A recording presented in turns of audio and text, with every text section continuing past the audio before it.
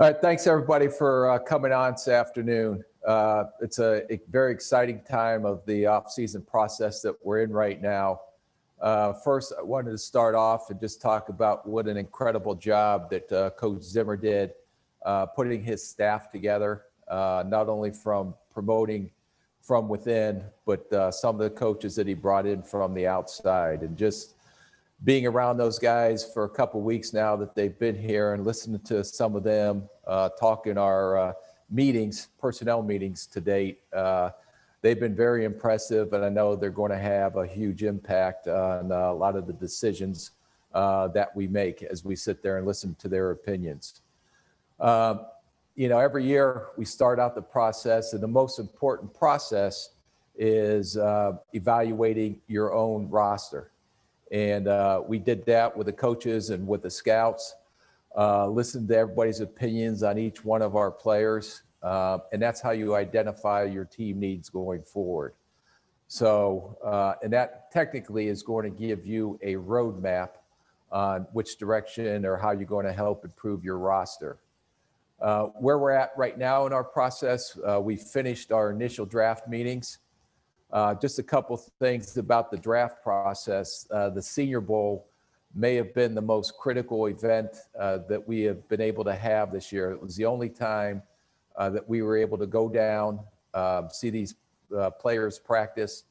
The other thing that was extremely important was the interview process. This will be the only chance we get to interview the players in person over a 4-day period. There was 5 of us down there. We were able to interview 128 players. The other thing that was great about the Senior Bowl is that some of the players that opted out of the 2020 season, they were down there. So it was the first time you got a chance to see them since the 19 film that you watched, or if you watched them at all in 19. The other thing was there were a couple kids down there from smaller schools who were not participating in the fall because their school wasn't going to play till this spring. So you had a couple kids down there that are very talented that we got an opportunity to see as well. From the combine standpoint, as many of you know, it's going to be a medical combine only. So the important part of our process now is the virtual interviews. The normal process that we do at the combine, where our coaches and we have our formal interviews at night. Our coaches are doing informal interviews throughout the day. Right now, today, in fact, there's one going on right now. So we started our virtual interview process. And I know our coaches and our scouts, and you're allowed a maximum of 5 times to interview a player during this process. That does not count if your medical staff is doing something with a player, or if your psychological testing or any other, basically it covers just the coaches and the personnel. So we'll team up a lot where, I've got 2 that I'm going to sit in this afternoon, guys that I haven't been able to talk with down at the Senior Bowl. And we'll continue that process all the way up to, I think we have a day before the draft to get the interviews done that are a huge part of our process. The other thing it's going to be more valuable than ever, since we didn't have a combine, we're going to be allowed to go out to pro days this year. I'm actually starting next week to start hitting the road. I think you'll see a lot of GMs out, especially to all these pro days, just because most of us were not able to go out in the fall because of the testing protocol and being in the building all year with our teams. So there'll be a lot of guys out. I think I'm scheduled, for about 10 to 15 pro days, as many as I can get to, which will be a little tricky, and I'm going to talk about here in a minute as the UFA process is going on. We're limited to only 3 per club at these pro days, which again is going to be a little bit challenging on how the coaches can get out or not get out, depending on how many people we have there. But there's a whole new set of rules, but at least we'll be able to get out and see these players at pro days. We also finished up our UFA meetings. We spent all last week going through that process. I want to give kudos to Jamal Stevenson and how he stepped up on on the college side, and he's always done a great job. Ryan Munnins, who's been outstanding leading the UFA meetings and all the work him and Reed have put in, and probably the person that goes underappreciated the most is Kelly Klein, and how she's jumped over from the college side, from the pro side, and has really stepped up and filled. And we had a huge void to fill without George here. So those three individuals I just wanted to mention on the ability that they have shown to step in and take leadership roles, and it's been outstanding. You know, the other thing I'll just mention quickly is, you know, as we're watching this UFA process, it's going to be an interesting dynamic on the players getting cut as well. There's already been some significant players cut. I think it's going to be a very active market this year, which I'll get into in a minute. You know, just a situation yesterday with Kyle Rudolph, who not only has been an outstanding football player here and helped us win many games, but even more importantly, what he's done and what an impact him and his wife Jordan have had out in the community. I know our ownership group has reached out and talked to Kyle as well, and just to let him know how much he meant to us. But we still got a lot of work to do. We're still in the process, but I think I have a pretty good sense right now before free agency kicks off here in a couple weeks, where the strengths of the draft are, where the strengths of free agency is, and how we're going to kind of roadmap and fill as many needs as we possibly can. This year is going to be a little bit more unique from a challenge standpoint on the cap and where the salary cap is. You know, a lot of the deals that we have done or had put in place were pre-COVID or pre-pandemic. So as we've always talked about, we've been planning out, you know, not only for what the cap would be in 20, but what the cap would be in potentially 21 and 22 as we move forward. Well, I don't think anyone predicted the situation where we even thought about the cap going the opposite way. And, you know, it started out at the minimum of, I think the floor was 175 million. It got bumped up to 180 million. I don't know where the final cap number is going to be yet. I know the NFL and the NFLPA are still working through that, but I know at least we're working off the 180 cap number right now, which is the floor. And we're going to have to be very creative this year. You know, we're going to have to make a lot of tough business decisions. And so that process is getting started this week and next week. You know, normally I'm down at the combine and we're getting an opportunity to talk to all the players' agents down there. This, you know, is over by phone or by Zoom or whatever we have to do this year. But that process is getting started. The one thing I can tell you from our ownership group standpoint, even though we didn't have fans and the cap has gone down and the revenues have gone down this year, our ownership is fully committed to giving us the resources necessary to try to go out and do what we have to do to improve this football club. They've never hesitated once on not us being aggressive in our approach going forward. This process is always a moving target like it is every year. There will be some different and unique challenges this year, especially with the cap and how we're going to work around some of our cap issues. But I know the creativity and Rob Brzezinski is one of the best in the business as we sit there and lay out our financial planning along with our ownership. I know we're going to be able to still go out there and hopefully do some things to improve our ball club. So lastly, I just wanted to point out how important our fans are. And this year, I think we were 3-5 at home, 4-4 on the road.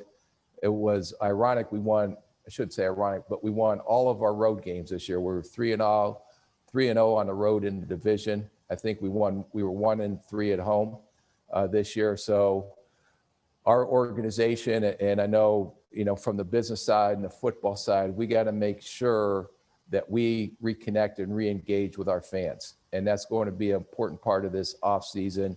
And as things evolve, and who knows where all the new protocols going to be, if we're having fans or not having fans, all that's yet to be determined. But it's extremely important because I know that when we have that stadium full and that energy level in that building with our fans, it creates a huge home field advantage for us. And looking forward to, whatever lies ahead in the future, but somehow making sure that that we re-engage with our fans and let the fans know how important they are to the success of our team, especially when we're at home. So with that, I'll go ahead and open it up to questions.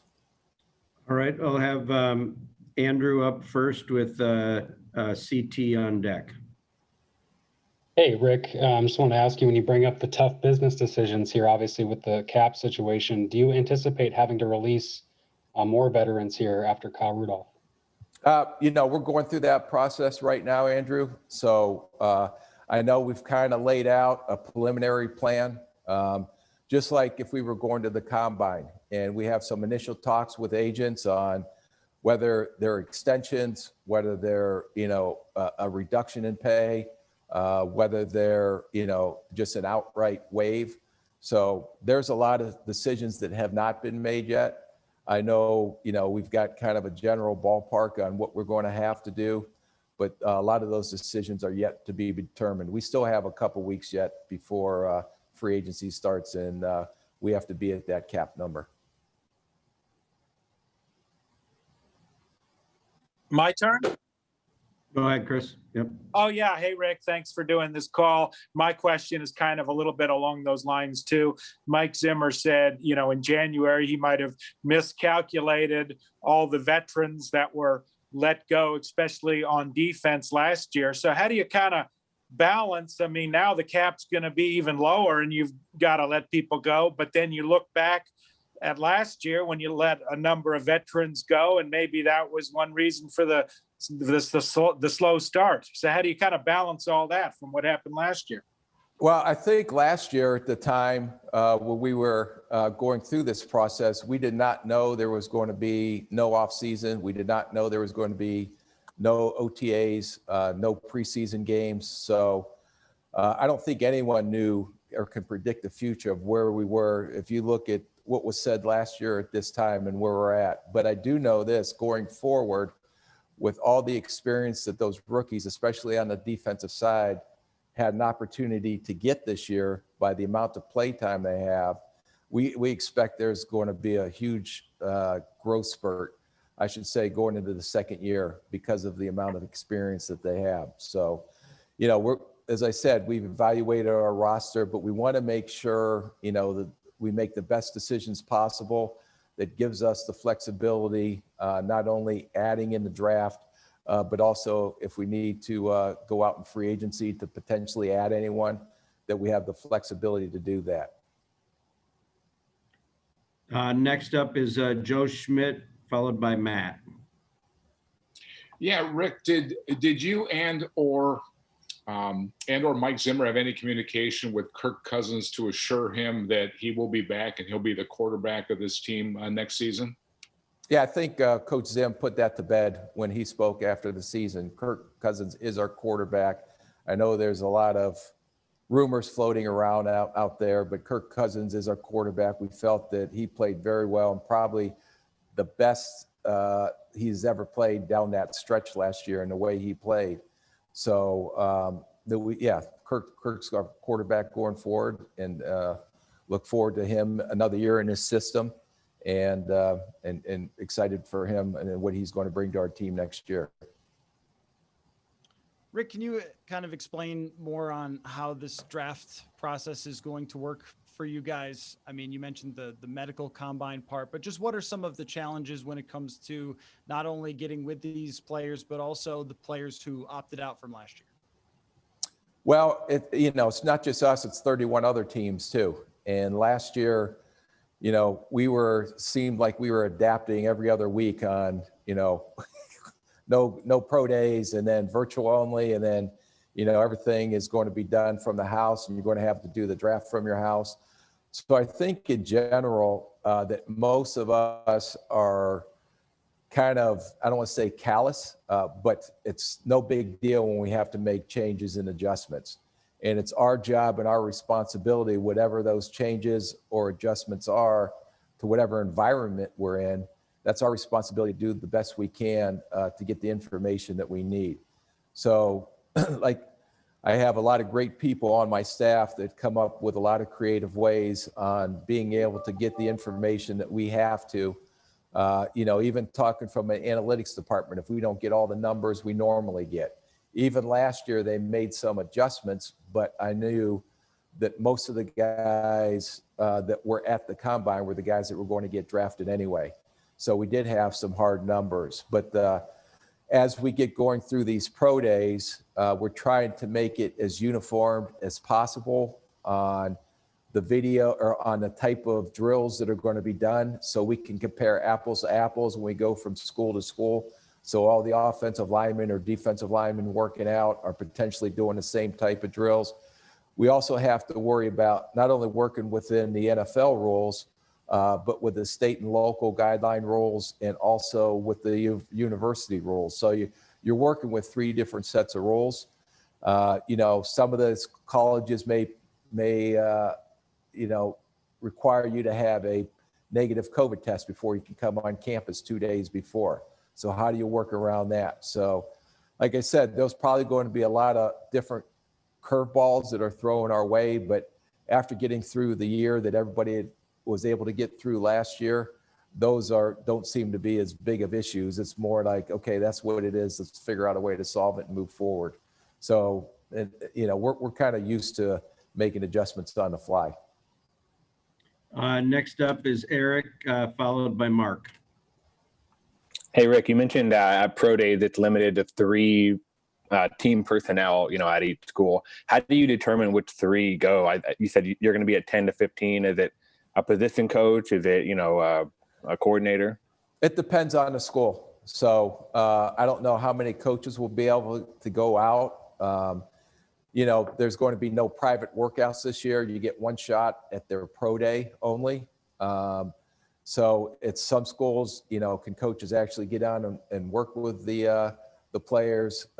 Technically, there's only going to be allowed right now, as we're going through all these rules, 6 people at the pro days that can actually interact with the players, from the measurements, the timing on the field. Everybody else is going to have to observe from the sideline. So it'll be based on where the prospects are and who's going to go.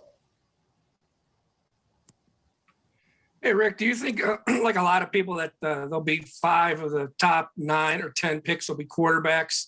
And if so, what kind of impact does that have? And how much does that help you guys with that first pick? Well, it's hard to predict what's going to happen in the draft right now. There's still a long ways to go on if there's any more movement on quarterback trades. There's a whole process we have to go through on this pro day circuit that we're getting ready to embark on. There'll be a lot of movement, just like there is every year after the pro day workouts and guys jockeying for a position. I don't know what other teams are going to do, to be honest with you. If there are that many quarterbacks that do go in the top 10, let's say, I know there's going to be some very good talent that's going to have an impact on our roster when we're picking at 14, if we do stay at 14. All right. Next up is Sam, followed by Jim. Hey, Rick, because of all the cuts that are going to be happening in free agency, there might be a higher supply of free agents, but because of the lowered cap, again, probably not as much money to throw around. So how is that going to change your approach in free agency? I think it's hard to predict where the market's going to be because no one knows. I still think probably the top players will still get top money. I don't know where that middle class area is going to come in. I don't know if it's because of the situation every team is and where the cap is, that maybe you're going to be able to get 1-year deals on some guys at a cheaper rate, and them waiting to cash in when the cap does potentially go up. So we're just trying to look at all the different scenarios. The other thing that you do take into account too is that if there is a lot of players that are cut and they're equal in ability, or you see equal in ability to what a UFA is, then do you go towards that player because it's not going to affect anything from a compensatory standpoint going forward? So I don't know what impact that would have on the UFA market either. So you have to look at all those different angles.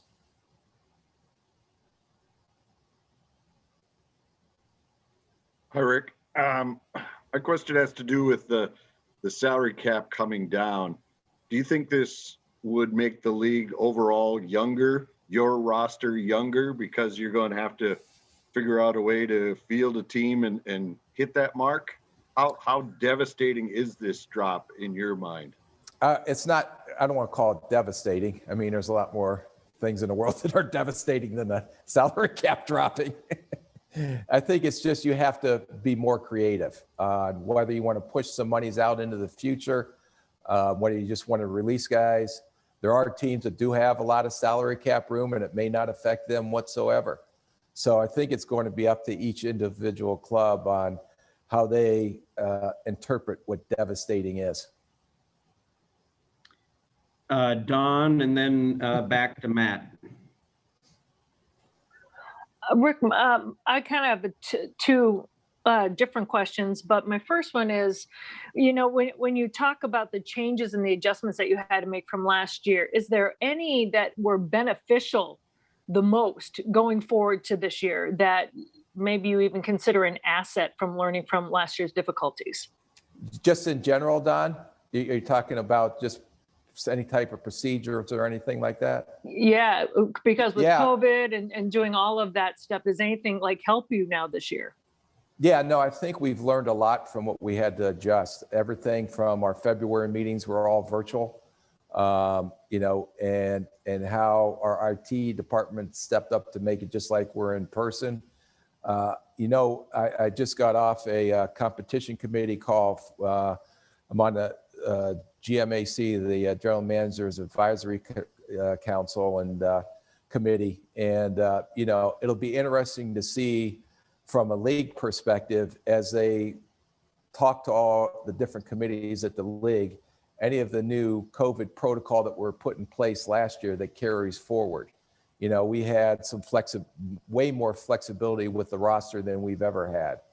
And I know a lot of that has to be negotiated with the union, but there's a lot of discussion going on without getting into specifics on some of the personnel rules that we were able to implement last year. A lot of it was very beneficial for all the teams. And hopefully as they work through it with the NFLPA, that we'll continue to be able to do some of those rules that were in place. And my follow-up is with some of those personnel changes, you're going to have personal relationships that you have to sever and do it gingerly, kind of like Kyle Rudolph. And when you have a guy like that handles it as classy as he did yesterday, kind of taking the offensive and thanking the Vikings, what can you say about players that actually it hurts them, but they understand the world that is right now? It doesn't always hurt. It hurts us too. That's not just because how special Kyle and Jordan and his family are. But, that's the hardest part of sitting in this seat and making those type of final decisions. I remember, I think I spoke about when we had to make that B-Rob decision last year. Those are extremely difficult. Those are the nights that you sleep on the couch because you can stare at the ceiling, because you know how torn you are personally from the decision, but you also know you have to also make a business decision on how we can move forward and do some of the things we need to do in other areas to get better. So that's by far the hardest decisions and the hardest part of this job. Rick, with the so many young players getting opportunities last year, a lot of players from last year's draft class, just what did that mean to evaluating where the roster is at? How did that help you to evaluate with the amount that you could see those guys in their first year? I think, most of the time in a normal year, those guys aren't going to get that much play time, or they get spotted here and there. When you see them in pretty significant roles for a full season, you can really project where they're headed, especially going into year 2 or year 3.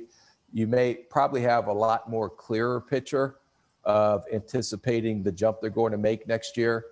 A lot of it is if a guy hasn't played a lot his rookie year, it's, well, what did we see in practice? He got, played in these 2 games. Can you kind of judge the flashes or the peaks, and what are you projected going forward. Where this year was unique, where I think we have enough on their profile tape and the amount of snaps that they played that we've got a pretty good sense of the projection these guys are going to be going forward. And we're very excited about what we were able to see. Joe? Yeah, Rick, 2 questions on Danielle Hunter. Neck injury can be kind of a tricky thing. How certain are you that he will be back 100%?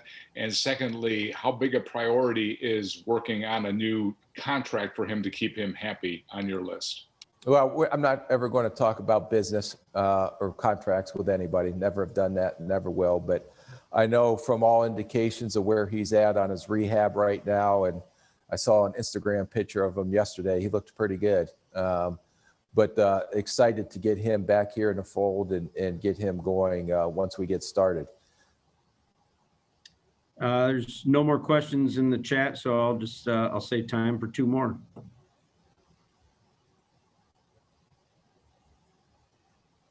If I can just follow up on that, I think there was an NFL Network report last fall that Danielle Hunter was going to want to be, I think it was the highest paid defensive player in the NFL, or that he was going to want to be traded. Was that ever communicated to you?